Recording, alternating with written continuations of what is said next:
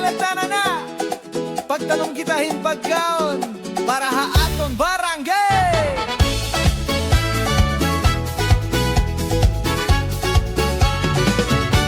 Bisan ano nga makakaon na tonig tanom, hatuna nga magtambok mag-urus sa kitahin pagbuhat. Ang gute ay nga liso pwede maging pagkaon, kung kita nagbuburublig may maupay nga kabubuwason. Himunta nga berde ang palibothan naton barangay, palipayon taan tuna may paglaom nga makukuha. Pagtanom kita para kita mabuhi, para waray gutom waray na malnutrisyon.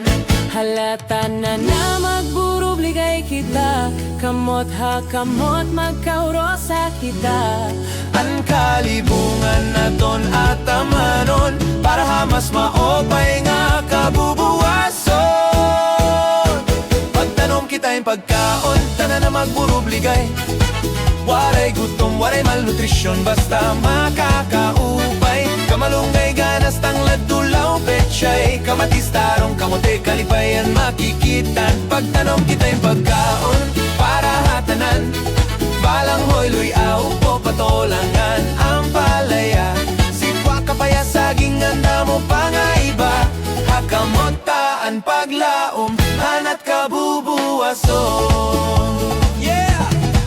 Hatunaan naton gintanom may bunga nga masustansya, ang pagguma nagahataghin paglaom han pamilya. Bisan gutila nga lote basta ginuma, magiging sakto ang pagkaon may hiyom ang kada bata.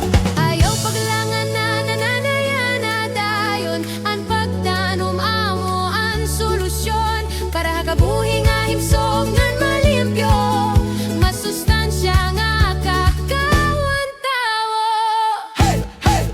Hala pagtanom pahinda mo, paraan at buwas segurado. Ang kalibungan aton at amanon, parahan mas maopay nga kabubuhason. Pagtanom kita yung pagkaon, tanan na magbinuligay, waray gutom, waray malnutrisyon, basta lang magtanom. Kamalunggay, ganas, tanglad, dulaw, pechay, kamatis, tarong, kamote, kalipayan, makikitan. Pagtanom kita yung pagkaon, para hatanan, balang hoy, luya, upo, patolangan, ang palaya, sitwa, kapaya, saging, anda mo pa nga iba, haat, kamotan, paglaom, atong kabubuwason.